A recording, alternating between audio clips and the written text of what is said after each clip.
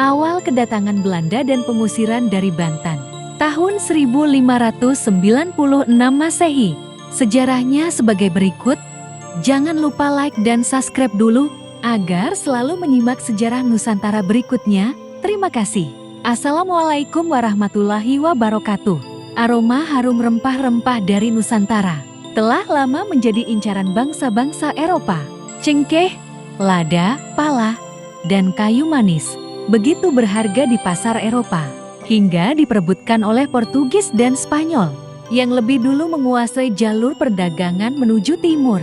Belanda yang saat itu baru memerdekakan diri dari penjajahan Spanyol dalam perang 80 tahun, mulai berambisi mencari jalur dagang sendiri menuju Nusantara. Tahun 1595 Masehi, mereka memberangkatkan ekspedisi pertamanya ke timur, dipimpin oleh seorang pelaut bernama Cornelis de Houtman. Kedatangan ke Banten, awal yang tegang. Pada Juni tahun 1596, 4 kapal Belanda akhirnya berlabuh di pelabuhan Banten, salah satu bandar perdagangan lada terbesar di Asia saat itu. Awalnya, kedatangan orang asing berkulit putih dari negeri jauh ini disambut ramah oleh penduduk dan Sultan Banten. Mereka dianggap sebagai tamu baru yang hendak berdagang. Namun sayang, Cornelis de Houtman dan krunya datang bukan dengan sikap persahabatan, melainkan arogansi. Mereka bersikap kasar, sombong, dan berusaha memaksa monopoli perdagangan lada di Banten. Sesuatu yang sudah sejak lama diperebutkan Portugis. Konflik dan ketegangan memuncak. De Houtman tak segan menghina adat setempat dan melakukan tindakan provokatif. Ia bahkan beberapa kali menyerang kapal pedagang setempat dan menghalangi perdagangan bangsa lain, termasuk Portugis yang saat itu masih punya pengaruh kuat di Banten. Sikap ini menimbulkan kemarahan rakyat dan bangsawan Banten.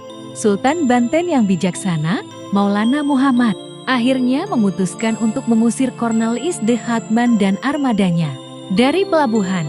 Terjadi bentrokan kecil di sekitar pelabuhan sebelum akhirnya ekspedisi Belanda itu meninggalkan Banten. Dampak besar bagi sejarah Nusantara.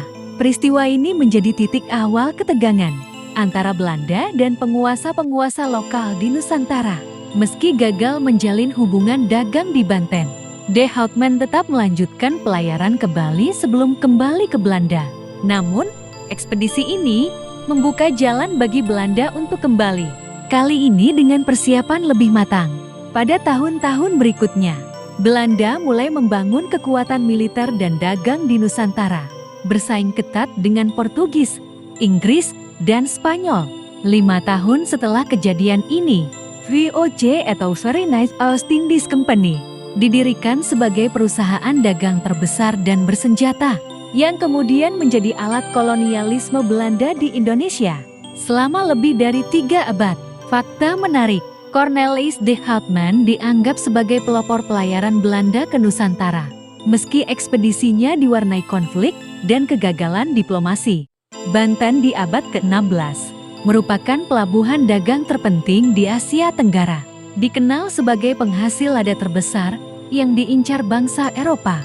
Dalam catatan sejarah, rakyat Banten berani menolak kesewenang-wenangan bangsa asing, bahkan sebelum masa penjajahan dimulai secara resmi. Sumber referensi pertama Reclefs, MC A History of Modern Indonesia since 1200. 2 Boxer, CR The Dutch Seaborne Empire 1600–1800.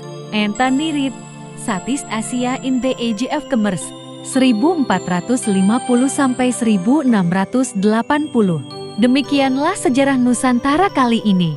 Dan nantikan sejarah Nusantara berikutnya. Terima kasih. Wassalamualaikum warahmatullahi wabarakatuh.